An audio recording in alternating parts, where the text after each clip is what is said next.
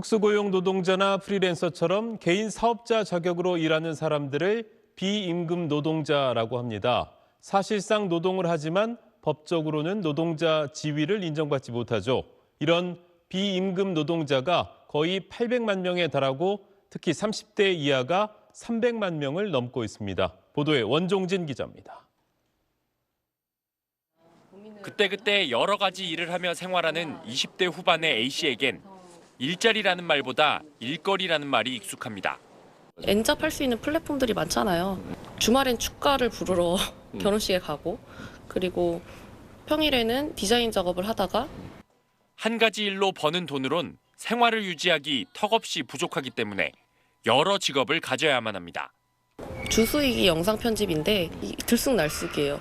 통상 나가는 고정 지출 같은 것들이 그걸 메꿀 수 있는 돈이 왔다 갔다 하기 때문에 A씨 같은 비임금 노동자는 최근 5년 새 50% 폭증해 800만 명에 육박합니다. 전체 경제활동 인구의 3분의 1에 달합니다. 특히 청년 세대인 30대 이하 비임금 노동자 수도 처음으로 300만 명을 넘는 걸로 파악됐습니다. 소득도 불안정해 직종별로 살펴보니 대부분 연소득이 최저임금에 미치지 못하고, 이렇다 보니 생활을 영위하려면 동시에 여러 직종의 일을 해야 하는 이른바 엔잡러 생활이 불가피합니다. 통계를 보고 사실은 저도 되게 놀랐어요. 기존의 사회보장제도 체제는 국민건강보험이든 국민연금제도든 간에 이들을 포괄하고 있지 않아요. 문제는 이들 대부분은 노동자로 분류되지 않아 노동정책의 보호를 받지 못한다는 겁니다.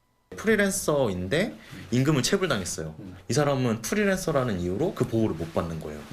할 수 있는 건 소송을 해야 되는데 그 100만 원도 안 되는 돈 받자고. 기존의 정규 노동시장이 급격히 허물어지면서 미래 세대에겐 기존의 일자리 관념이 이미 해체된 상황. 이들의 현실을 온전히 반영하는 노동정책이 요구되고 있습니다. SBS 원종진입니다. 네, 안녕하십니까, 김현우입니다. 더 많은 뉴스와 라이브 이벤트를 보고 싶으시면 화면 오른쪽을 눌러서 구독해 보시길 바라겠습니다. 또 저희 SBS 앱을 다운로드하시면 속보 알림도 받아보실 수 있습니다. 항상 저희 SBS 뉴스를 시청해 주셔서 대단히 고맙습니다.